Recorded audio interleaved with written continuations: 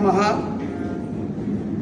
కనకమండలమండితం వనజరాజ విరాజితలోచనం నిశస్త్రచరాచరధారిణం శరవణవోద్భవేశసుతం భజే.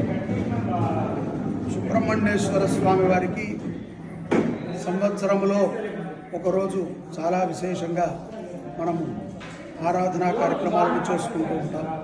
ఆ రోజే మార్గశిర శుద్ధ షష్ఠి, సాక్షాత్తు సుబ్రహ్మణ్యేశ్వర స్వామి వారు ఉద్భవించినటువంటి రోజు.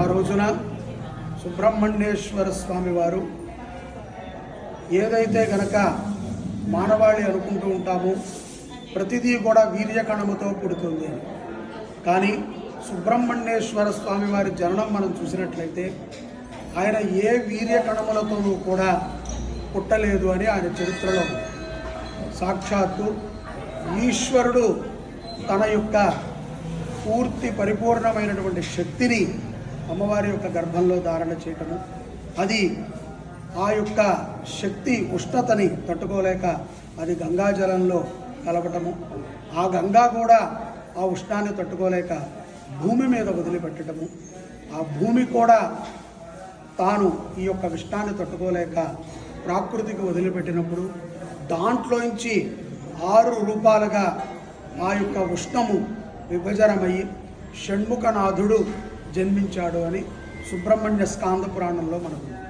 అటువంటి సుబ్రహ్మణ్యేశ్వర స్వామి వారు ఈ యొక్క భారతదేశంలోనే కాదు, ఇతర ఎక్కడా కూడా ఇటువంటి మూర్తిని మీరు చూసి ఉండరు.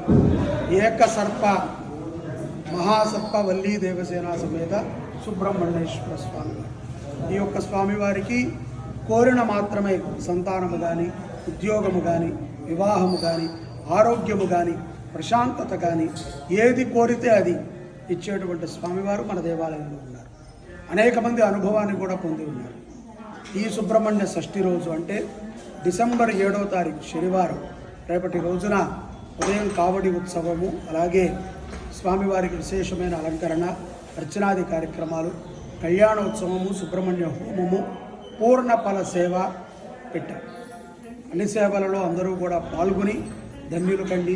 మధ్యాహ్నం అన్నదానము కూడా ఉంటుంది, అన్నదాన సేవను కూడా చేయండి.